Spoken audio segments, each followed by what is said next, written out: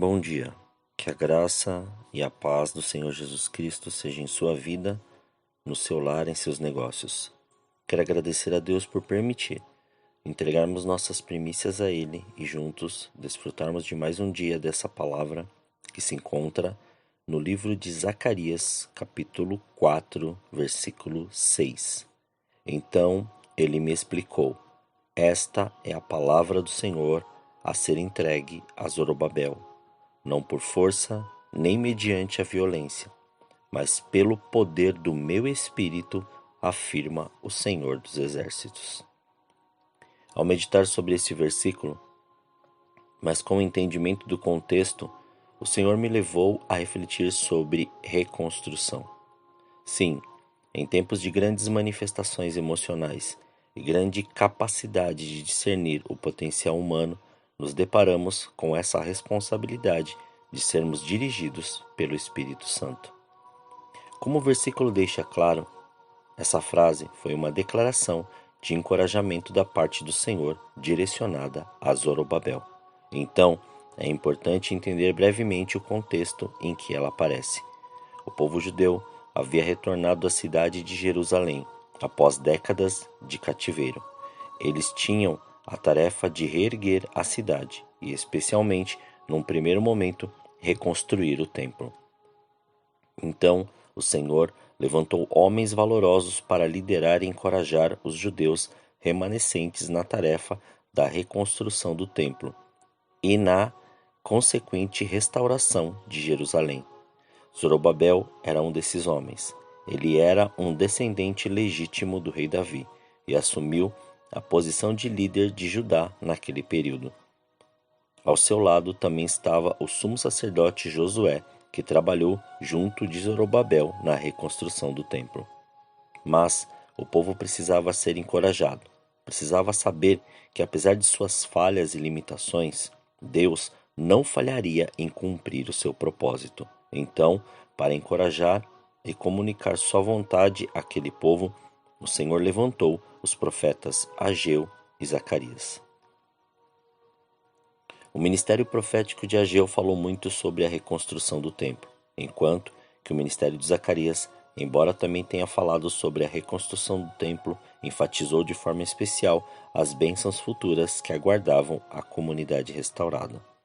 A reconstrução do templo havia sido iniciada anos antes desta declaração, mas a obra não estava sendo fácil.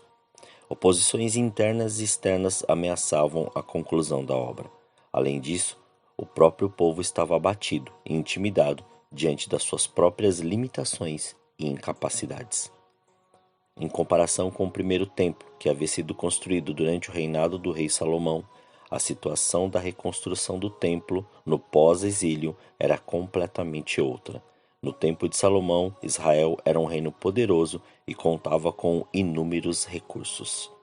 Agora, no tempo de Zorobabel, havia apenas uma comunidade que havia sobrevivido aos anos difíceis do exílio. No tempo de Salomão, havia um rei no trono de Jerusalém e a nação era soberana. Mas no tempo de Zorobabel, humanamente falando, a nação estava frágil e subjugada. Porém, embora o trono de Jerusalém estivesse vazio, não havia a figura oficial de um rei de Judá. O trono do universo estava ocupado. O Deus Todo-Poderoso, que governa a história, é quem estava cuidando de todas as coisas. Zorobabel e Josué eram seres humanos limitados, que não tinham os recursos necessários para concluir a obra. Nessa expressão, a palavra força traduz o hebraico awil, que significa habilidade, eficiência e proeza humana. Em termo, muitas vezes é aplicado no sentido militar para enfatizar a força e a bravura de um exército. Já a palavra violência ou poder, em algumas traduções, traduz o hebraico koah, que indica poder, vigor e força humana. Mas os judeus do tempo de Zorobabel não tinham a força, o vigor, a habilidade e o poder que seus antepassados dispuseram quando construíram o templo de Salomão. Mas eles também se sentiam desmotivados, com o fato de que cabia a eles a tarefa de reconstruir aquele templo que havia sido destruído pelo rei Nabucodonosor sem ter recursos à altura dos recursos que foram empregados na construção original. A reconstrução do templo não se daria pela força de um exército, nem pelo vigor individual do homem, ou muito menos pela fartura de recursos. O que haveria de garantir o sucesso daquela obra era o poder do próprio Deus. O povo estava desanimado, a oposição dos inimigos era grande e a economia daquela comunidade pós-exílio estava quebrada. Através do profeta Ageu, o Senhor garantiu a presença do seu Espírito no meio daquele povo, como descrito no livro de Ageu, no capítulo 2, no versículo 5. O meu Espírito habita no meio de vós, não temais. Ela serve como um encorajamento a todos que estão engajados na obra de Deus, bem como um aviso a todos que pensam que há mérito humano no que é realizado para o Senhor. Somente quando vivemos pelo Espírito e somos guiados por Ele é que podemos experimentar o verdadeiro sucesso espiritual. O Espírito do Senhor é a fonte de toda virtude que possamos demonstrar. O seu poder é a força e o vigor para toda boa obra que possamos realizar.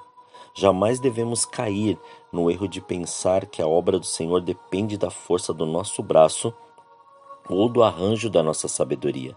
Também jamais devemos tentar fazer alianças estranhas na tentativa de produzir algo bom diante de Deus. Algumas pessoas trazem recursos do mundo como se a obra do Senhor dependesse disso. Portanto, que fique claro que não há força, habilidade ou poder humano que seja suficiente para realizar a obra do Senhor. Então, diante de tudo o que nos dispusemos a fazer, que sempre esteja aos ouvidos a palavra do Senhor. Que essa declaração que lemos seja nosso encorajamento, nossa motivação e também o aviso que nos faça dar a glória por toda a obra que fizermos a quem realmente merece recebê-la, o próprio Deus. O Senhor quer que você reconstrua tudo que foi danificado e estabeleça um novo tempo onde seu poder assumirá todas as ações de sua vida. Creia, pare de limitar o poder de Deus em sua vida. Permita ser levado a um relacionamento próximo do Senhor e viver este poder na intensidade da vontade de Deus. Oremos. Senhor, nós te louvamos e te agradecemos, Pai. Graças nós te damos, ó Senhor, por este dia. Muito obrigado por permitir entregarmos nossas primícias, entregarmos estas primeiras horas a Ti e reconhecer o seu senhorio e principalmente reconhecer que tudo vem através do seu Santo Espírito em nome de Jesus. Aperfeiçoa-nos no seu poder.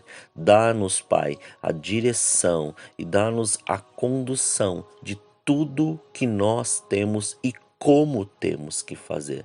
Porque, Senhor, a glória é sua, o poder é seu, a manifestação, Pai, das coisas são tudo através das suas mãos e nós somos simplesmente vasos, Pai.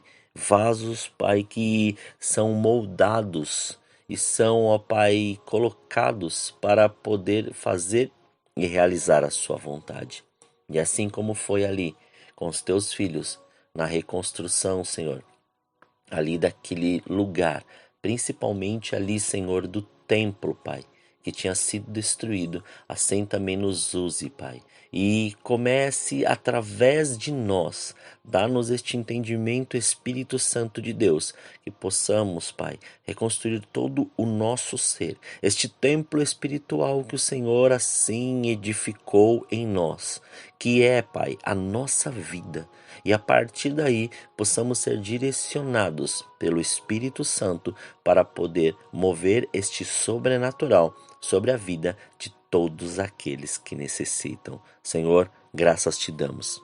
Consagramos tudo que temos e que somos, para que o Senhor nos use de uma maneira sobrenatural, que este poder seja aperfeiçoado em nós a cada segundo e possamos, Pai, compreender, discernir e entender tudo que o Senhor tem preparado para nós. Entregamos tudo que temos e que somos para que o Senhor cumpra e estabeleça a sua vontade em nossa vida.